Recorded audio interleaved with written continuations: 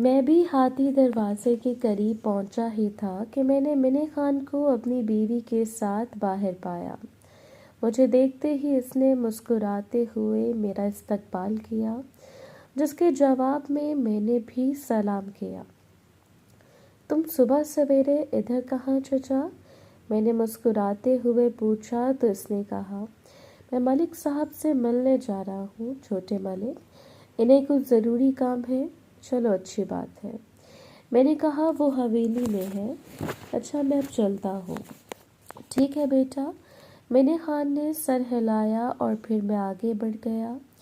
रास्ते में मैं सोचता रहा कि मिनी खान अपनी बीवी के साथ हवेली क्यों जा रहा है। आखिर इसे कौन सा ज़रूरी काम करना होगा जिसके लिए वो अपनी बीवी को साथ लेकर हवेली आया था। मैं साहूकार के घर के सामने आया तो देखा क्या चबूतरे पर कोई नहीं था।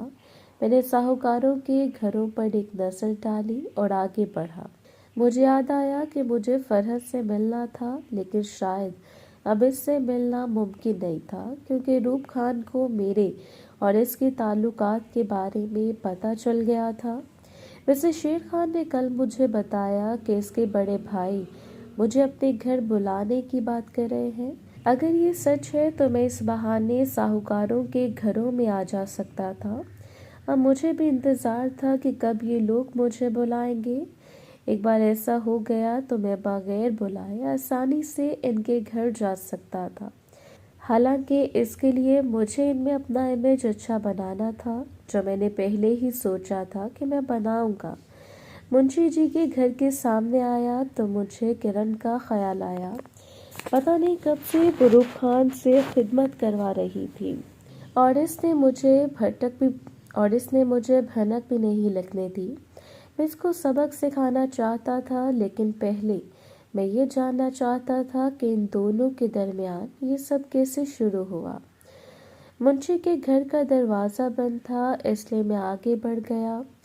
कुछ आगे आया तो याद आया कि कल शाम जब मैं वापस आ रहा था तो मुझे किसी ने रस्सी की मदद से मुझे मोटरसाइकिल से गिराने की कोशिश की।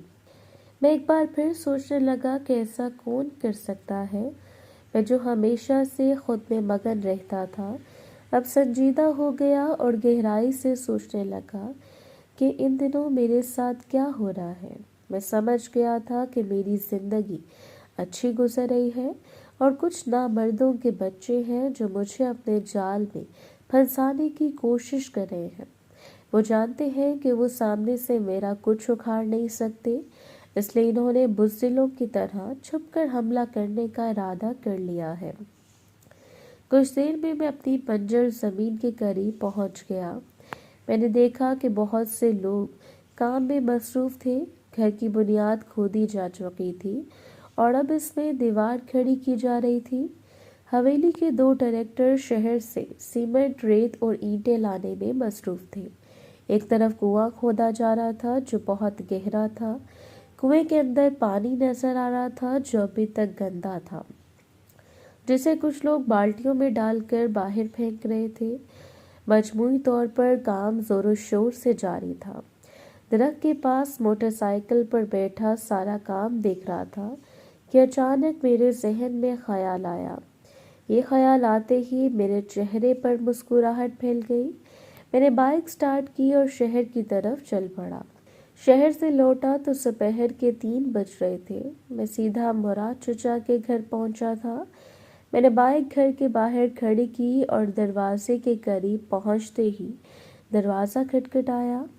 गोरी काकी ने दरवाज़ा खोला। मैं अंदर आया तो देखा कि जुगन अपनी बीवी बच्चों के साथ सहन में बैठा है। मुझे देखते ही जुगन चारपाई से उठा और मुझे बैठने को कहा तो मैं बैठ गया। जुगन की बीवी और बच्चे अंदर बरामदे में और गोरी काकी सहन में बैठे थे। घर की दूसरी तरफ एक बड़ा सा दरख्त था जिसका साया सहन में हुआ करता था।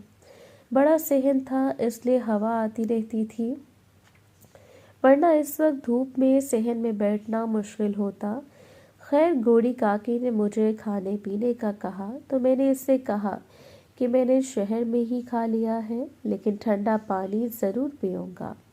اور چچا جان تیاری کیسی چل رہی ہے؟ میں نے جگن چچا سے پوچھا جو میرے ساتھ والی دوسری چارپائی پر بیٹھے ہوئے تھے۔ کیا سارا سامان اکٹھا ہو گیا ہے یا اب بھی کچھ کم ہے؟ ہم کل ہی شہر سے اہم چیزیں لے آئے تھے، جگن نے کہا۔ اب صرف راشن بچا ہے، اس لیے ہم نے اس کا بھی انتظام کر لیا ہے۔ مجموعی طور پر سب کچھ ہو گیا بیٹا، پھر بھی اگر آپ کو کسی چیز کی ضرورت ہو تو بلا جھجک مجھے کال کریں۔ میں نے اپنی جیب سے کچھ پیسے نکال کر جگن کو پیش کیے اور کہا یہ کچھ پیسے ہیں، رکھ لو، کل کے اخراجات میں کام آئیں گے۔ پیسے دیکھ کر جگن میری طرف دیکھنے لگا۔ میں تقریباً سب کی وہی حالت تھی۔ میں نے اصرار کیا تو جگن نے پیسے لے لیے۔ کچھ دیر بیٹھنے کے بعد میں نے کل تصویر سے متعلق کچھ باتیں کی۔ اس کے بعد میں گوری کاکی کے گھر سے نکل کر اس جگہ چلا گیا جہاں میرا نیا گھر بن رہا تھا۔ میں نے اپنی موٹر سائیکل درخت کے سائے میں کھڑی کی اور کارکنوں کے پاس آیا۔ مجھے دیکھتے ہی سب نے بڑے احترام سے میرا استقبال کیا۔ بہت سے مزدور اور مستری تھے، اس لیے مکان کی تعمیر کا کام بہت تیزی سے جاری تھا۔ کچھ مزدور ارد گرد کی صفائی میں مصروف تھے تاکہ گھر کے ارد گرد کی زمین صاف رہے۔ گھر سے کچھ ہی فاصلے پر کنواں کھودنے کا کام جاری تھا۔ میں نے قریب جا کر دیکھا تو معلوم ہوا کہ کنواں بہت گہرا ہو چکا ہے اور اس میں پانی بہت زیادہ ہے، جس کی وجہ سے کنواں مزید اندر کھودنے میں دشواری ہو رہی ہے۔ کنویں میں اتنا پانی تھا کہ اسے خالی کرنا کسی کے بس میں نہ تھا۔ جب مزدوروں نے مجھے بتایا تو میں نے انہیں کھودنے سے منع کر دیا اور کہا کہ کنویں کی دیواریں ٹھیک کر دیں۔ میں کسی ضروری کام سے شہر گیا ہوا تھا۔ دراصل میں چپکے سے کوئی کام کرنا چاہتا تھا۔ خیر کچھ دیر رک کر میں گاؤں کی طرف چلنے ہی والا تھا کہ رشید کو موٹر سائیکل پر اپنے سامنے آتے دیکھا۔ اس نے مجھے دیکھ کر سلام کیا۔ میں نے اس کا حال پوچھا اور بائک چلائی اور حویلی کی طرف چل دیا۔ ابھی شام نہیں ہوئی تھی۔ راستے میں آیا تو یاد آیا کہ گزشتہ روز اسی راستے میں کسی نے رسی سے مجھے سڑک پر گرانے کی کوشش کی تھی۔ یہ بات یاد آتے ہی میں بہت چکنا ہو گیا۔ اگرچہ میرے ساتھ دوبارہ ایسا کچھ نہیں ہوا اور میں بہت آرام سے گاؤں میں داخل ہوا۔ منشی جی کے گھر کے سامنے آیا تو مجھے کرن کا خیال آیا۔ کرن کے بارے میں سوچتے ہی میرے دل میں اس کے لیے غصہ اور نفرت بھرنے لگی۔ میں اسے اس کے کیے کی سزا دینا چاہتا تھا، لیکن میرے پاس ابھی اس کے لیے وقت نہیں تھا۔ ویسے بھی ان دنوں میں ایسی پریشانیوں میں پھنس گیا تھا کہ میں کسی نئے مسئلے کو گلے لگانا نہیں چاہتا تھا۔